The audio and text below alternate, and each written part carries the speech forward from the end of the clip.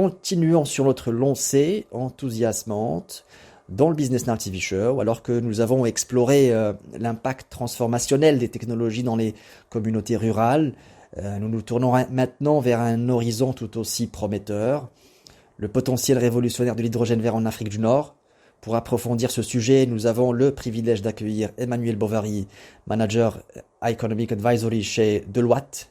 Expert reconnu, M. Bovary apporte une expertise claire sur le rôle de l'Afrique du Nord dans la révolution de l'hydrogène vert et son impact potentiel sur l'échiquier énergétique mondial. Nous aborderons des questions cruciales sur l'avenir de cette énergie propre et sur la façon dont elle redéfinit les dynamiques géopolitiques. Monsieur Bovary, nous sommes ravis de vous accueillir dans notre émission Now on Top Stories pour enrichir notre compréhension de ces enjeux majeurs. Alors, l'Afrique du Nord, et en particulier le Maroc, est en phase de devenir un acteur majeur de l'hydrogène vert. Comment envisagez-vous que cette région tire parti de son potentiel pour influencer l'équilibre géopolitique de l'énergie? Et quelles implications, globalement, pour la scène mondiale que vous pouvez anticiper? L'hydrogène bas carbone a un rôle clé à jouer dans la transition énergétique des secteurs qui sont les plus difficiles à décarboner, comme la sidérurgie, la chimie ou les transports. La molécule d'hydrogène est très polyvalente.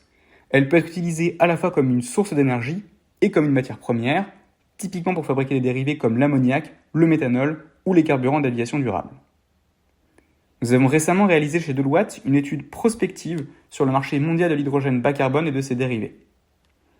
Le scénario qui est au cœur de notre analyse repose sur l'atteinte de la neutralité carbone à horizon 2050. Il est très important de garder en tête cette hypothèse, car évidemment, un scénario sans neutralité carbone impliquerait des usages bien moins importants en hydrogène décarboné et une structuration très différente de ce marché. Il ne faut donc pas interpréter notre approche comme une prévision, mais davantage comme un exercice de prospective qui vise à mieux comprendre les développements nécessaires à l'atteinte de la neutralité carbone.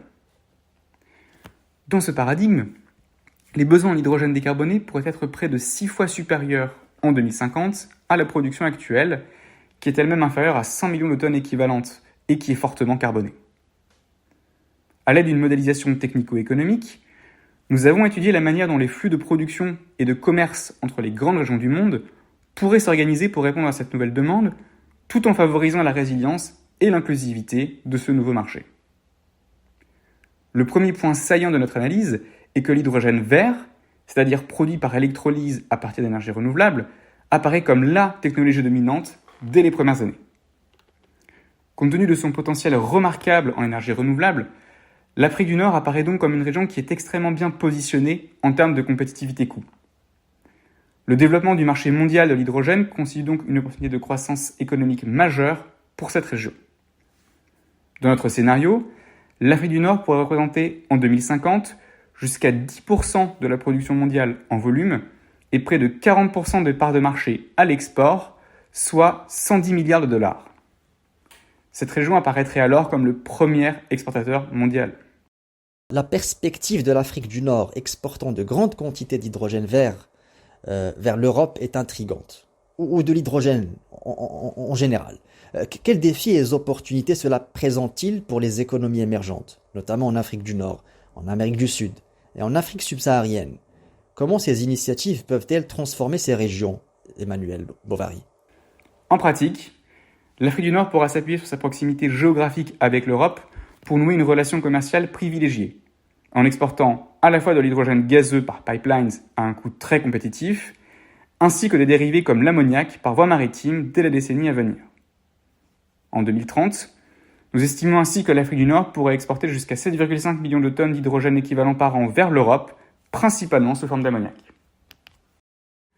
Notre étude indique que l'hydrogène bas carbone pourrait représenter un marché de près de 1400 milliards de dollars d'ici 2050, dont près de 2 tiers de la valeur serait localisée dans les pays émergents et en développement.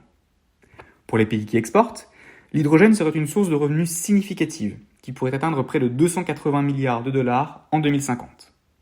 Dans notre scénario, près de 40% de ces recettes liées à l'export pourraient être générées en Afrique du Nord et environ 10% répartis à part égale entre l'Afrique subsaharienne et l'Amérique du Sud. Les retombées économiques seraient conséquentes, notamment en termes d'emploi et d'amélioration des balances commerciales. Alors bien entendu, L'atteinte de la neutralité carbone avec l'hydrogène est un défi sans précédent. Il nécessiterait d'investir, au global, près de 9 400 milliards de dollars d'ici à 2050. Il s'agit d'un effort mondial qui couvre notamment les régions exportatrices. Dans notre scénario, près de 900 milliards de dollars pourraient ainsi être investis en Afrique du Nord et plus de 250 milliards en Afrique subsaharienne. Sans surprise, l'hydrogène vert représente plus de 75% de l'investissement total. Cette technologie est très intensive en capital. Cela implique que le coût du financement apparaît comme un facteur déterminant de la compétitivité globale des projets. Certaines des régions qui sont les plus compétitives en termes d'énergie renouvelable se trouvent dans les pays émergents et en développement où le coût moyen du capital est plus élevé que dans les économies avancées. La finance internationale, la finance verte et l'aide au développement ont donc un rôle crucial à jouer pour sécuriser des financements abordables et permettre à ces pays de tirer pleinement parti de leur avantage comparatif sur la production d'électricité renouvelable. En particulier, les garanties publiques, les agences de crédit export et les institutions de financement du développement peuvent aider à réduire l'écart de coût du financement avec les pays avancés, et ce afin de rendre les projets bancables. Plus largement, le soutien public des États sera incontournable à court et à moyen terme pour équilibrer les modèles d'affaires des projets d'hydrogène vert, dont le coût de production reste aujourd'hui plus élevé que l'hydrogène conventionnel. Outre le financement, notre étude identifie plusieurs vulnérabilités critiques pour la chaîne de valeur. Premièrement, une trajectoire de demande qui soit crédible, qui permette de sécuriser des débouchés pour les projets de production.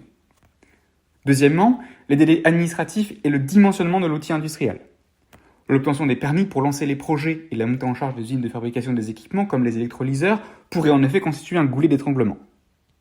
Troisièmement, les contraintes d'approvisionnement pour les matières premières qui sont nécessaires à la fabrication des équipements.